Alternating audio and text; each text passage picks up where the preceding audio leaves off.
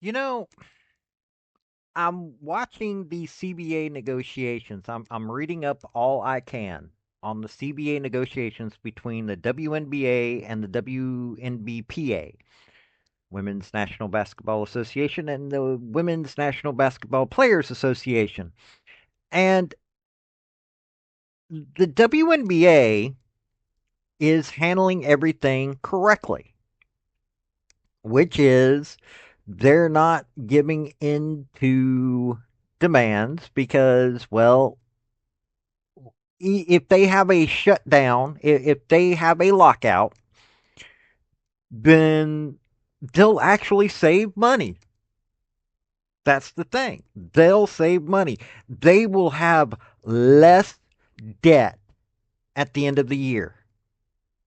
They're not making any money. There is no making of money unless you're a couple of teams in the WNBA. But at no point is the WNBA making money this year. Most likely they won't be making money for a while because they've got a lot of debt that they have to pay off. And I'm looking at all of that and I'm going, does the WNBPA have any idea of what they're doing? Number one, they need to get these players to not necessarily shut up, but they need to get them to understand that them running their mouths is actually bad for them. On top of that, the leadership of the WNBPA, okay, fine. You've got women's basketball players that are part of the WNBA, but do you actually have any professionals that are giving you advice on an actual level? Seriously, what is going on with y'all? Y'all keep demanding, oh, we want part of this. You're wanting what? You're wanting the debt? Because that's the only thing the WNBA has right now. Every year they are a charity case, and y'all claim, oh, we built this. Well, y'all are a charity case. Y'all built a charity because y'all ain't making money. So let's talk about this a little bit more. Also, if you don't mind, hit like and subscribe. It really helps me out. Hey folks, this is Paul with Redneck Sports. I want to thank you for viewing my video, and I want to give you one thought process. There was a famous coach at the University of Tennessee by the name of General Robert Neyland. He had 6 maxims, but number 2 maxim is what everybody should apply to their life. Play for and make the breaks. When one comes your way, score. That's how to live your life right there. First thing that I'm going to discuss here, anybody who is going in negotiations should understand their viewpoint. As of right now, if the WNBA was to shut down, not just for this season, but completely shut down, they would be in so much debt that it would take a while for the owners of these teams to even pay it off. And they're barely going to be scraping by even when the media rights come in. Probably Indiana is one of the few teams that is making enough money to actually have a valid solution for themselves. But the rest of the league, seriously, folks, y'all need to look into this. So, if the WNBPA actually had valid professionals giving them advice on this situation, they would be going, yeah, no, y'all don't have much of a leg to stand on. Y'all want too much for what is there, and y'all should never have pushed up the CBA negotiations. Now, when the league starts making money and is able to pay its own bills and to start building facilities that are necessary, okay, fine. But this is the problem. There is no professional advice being given to the WNBPA. Or if there is, then they're failing you, you're getting ripped off, and you need to go find somebody new because at this point, The advice that's being given, if there is any, is bad. There should be professionals advising those going into the negotiations. Okay, cool. You've got 40 basketball players that went in to see the negotiations. That doesn't do anything. When you've got people like Angel Reese coming out there, we're going to not do anything until we get paid. Who's Nobody's getting paid properly right now in the WNBA. So all you're doing is pushing for an agenda that is going to get a shutdown where okay, you might be getting paid for the for unrivaled. Unrivaled is not it is built on a house of cards itself. You are trying to build a mansion on top of a house of cards. That is what is going on right now, and a professional negotiator would have already told y'all what is up.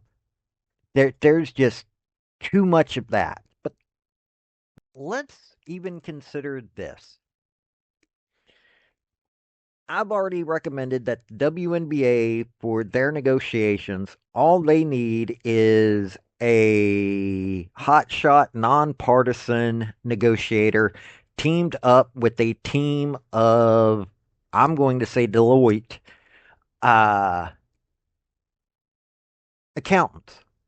Seriously, you just need Deloitte accountants. I say Deloitte because they're considered the best in the world, but all you really need is just regular accountants. At this point, the WNBPA, the Players Association, needs to have some accountants on their side, actually pointing out where and what can be talked about. And the first thing that any accountant's going to see is that the WNBA is so far in arrears and is losing money every year, and they're going to go, you need to talk about other things. So at some point, the WNBPA, the Players Association, needs to take a look at getting accountants in there and advising them on what an accountant would advise them on. Honestly, we'll add also in an investment advisor.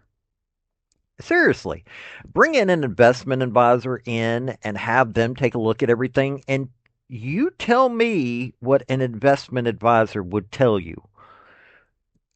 I've talked to a friend who's an investment advisor. He told me that you're gambling if you were to invest in a WNBA team. He's doubtful on the longevity of the WNBA right now. He said, it's not even worth putting money into. The long term risks are too high and the rewards are way too low. So that's another type of that's two kinds of professionals, accountants and investment advisors. And after they get done giving you the truth, you would realize really quickly y'all are yeah, yet another bit of building a mansion on a house of cards. Seriously, that's what this is. You're trying to build a mansion on a house of cards. It's all going to fall apart, especially if the NBA decides to pull out. And the NBA can decide to pull out. If the NBA decides to pull out, holy cow. But let's get a little bit more into that. Consider this. Every year since the WNBA started, what the players are saying, oh, we built this. Every year, the NBA has had to funnel millions of dollars into the WNBA.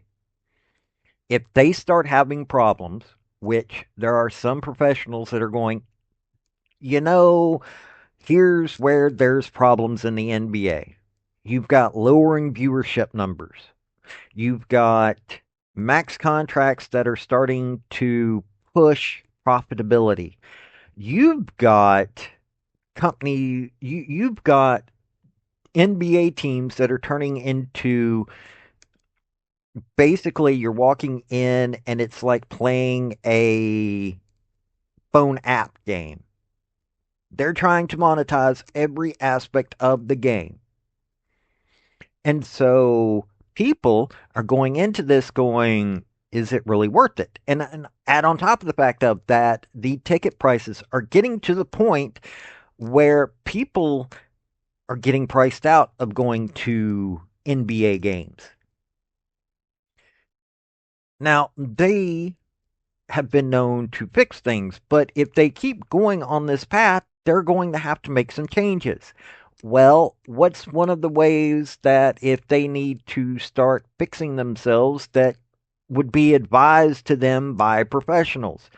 Quit putting millions of dollars into a charity case. Because I can guarantee you, even after the media rights money starts coming in, which isn't this year, when the money from the media rights comes in, there is still a lot going on that, this, they're still not going to be making a profit for several years. So if all of a sudden the NBA goes, well, y'all are making some money now from media rights, we're just going to stop giving you money every year. Seriously, they can do that. If they do that, all of a sudden that house of cards that everything's been built on will collapse. You don't need to piss off the NBA because I can guarantee you that they're starting to look at what's going on with the WNBA between the WNBA and the Players Association, and they're probably starting to go, should we really be attached to this? Yes, it would be bad optics from a propaganda standpoint.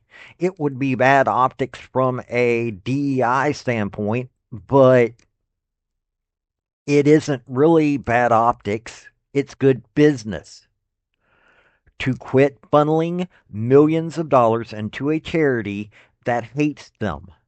Because you hear anytime that certain just a few years ago, there was a WNBA player that got her number called out by an NBA player trying to give somebody props, and then all of a sudden this player was attacked.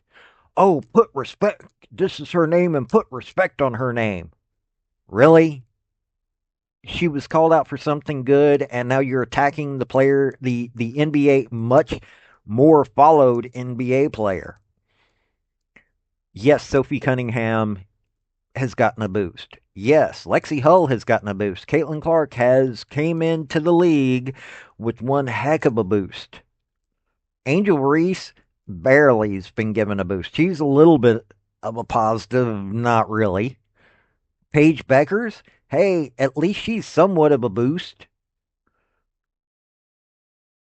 Cameron Brink's doing things at a little bit of a boost. The rest of the players, not so much. And that's the problem. Yes, you've got players with shoes. Big deal. That isn't much of a boost when most of the people don't know your name. And most people don't know the names of WNBA players outside of Caitlin Clark, maybe Paige Beckers. You need to get off the high horse and realize that the NBA could pull out at any minute because you guys really don't have name brand recognition. People know who the WNBA is vaguely, but this constant whining and moaning that you need more money and you deserve this and deserve that, you don't because you haven't earned it. And the NBA is probably fixing to get fed up with a lot of it. Look, I would love for the WNBA to succeed, but at what point do you go, yeah, no, it's not going to succeed if these players are this clueless when it comes to what's going on in real life? And really, there seems to be a lot of not understanding what's going on. And okay, I'm looking at who's up there. The president of the Players Association is, let's take a look here. I'm going to take a look at what, if anything, that I can find about what her college degree is in. Yes, that's important. Uh, hmm.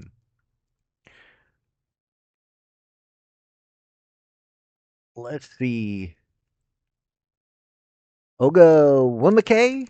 Oga Wumake is, let's see here. She has a degree in psychology. Okay, that's a decent thing right there. The first vice president is Kelsey Plum.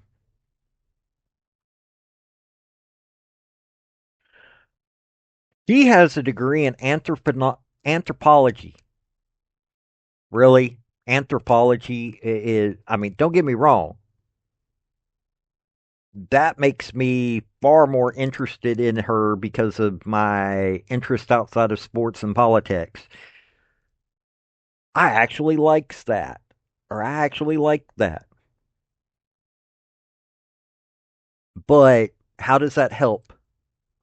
Elizabeth Williams. Let's see here. I mean, none of them have a law degree. Uh,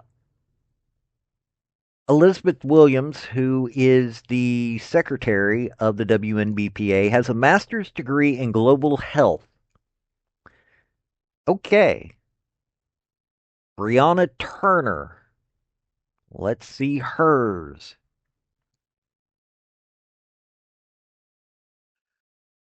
Bachelor of Arts from Harvard.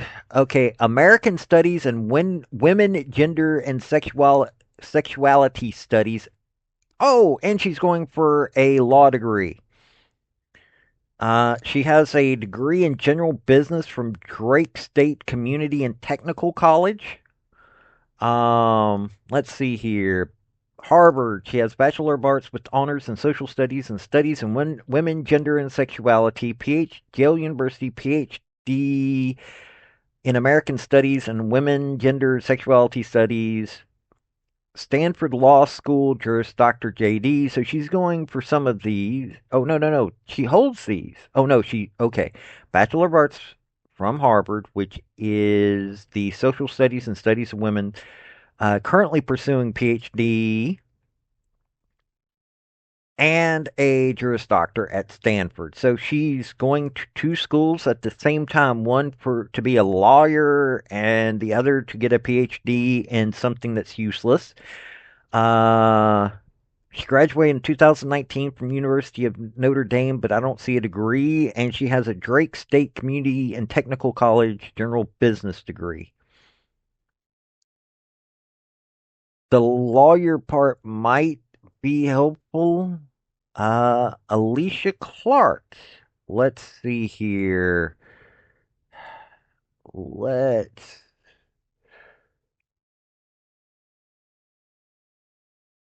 By the way, I am liking having the AI stuff now.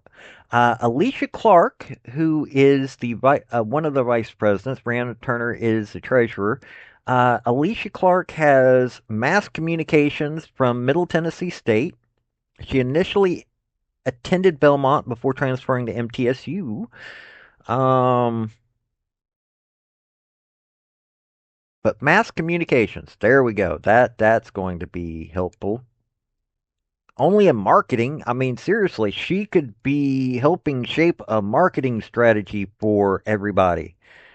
Nafisha Collier, Human Development and Family Studies from UConn. That's helpful, let me tell you.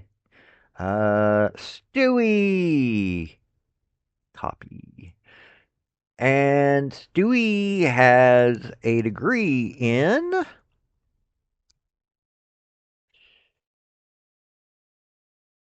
earned an individualized major in sports and society from UConn. She That doesn't help. So basically, you've got several people who have no useful degree except for Brianna Turner should have a useful degree, except she's going to be basing it off of something that is of no use. I can guarantee you. The psychology degree might come in handy in this. Mass communications, they could help shape marketing. My what I did yesterday, telling what they could do to have actually made these CBA talks worthwhile. But seriously, you've got people negotiating for you that have absolutely no clue on how to do this properly. Other than Ogwimike, Nika Ogwimike is probably the most necessary in this process right now. Brianna Turner, maybe she's learned enough to help on the legal side, but I doubt it. So, yes, this is what you've got negotiating, and you're hearing what's coming out, and you're seeing why it's a failure. Oh well. Hey guys, if you made it all the way through, I could really use some help. I've got a budget that I'm wanting to create. I need about $3,000, and I'm asking for a little bit of help. If you don't mind, if hitting like and subscribe will help, but if you could help me out financially, I'm not asking for much. $1 a month. It's on my. I have a link tree down in the description. It is. I've got my Patreon in there for like $1 a month. You could really help me out, and you would get a shot at helping me shape what videos that I make. But like I said, like and subscribe will help as well. So this has been Paul with Redneck Sports. Y'all have a good day now. Bye. I want to thank you for watching my video. And if you like what you saw, like, subscribe, and comment. Y'all have a good day now.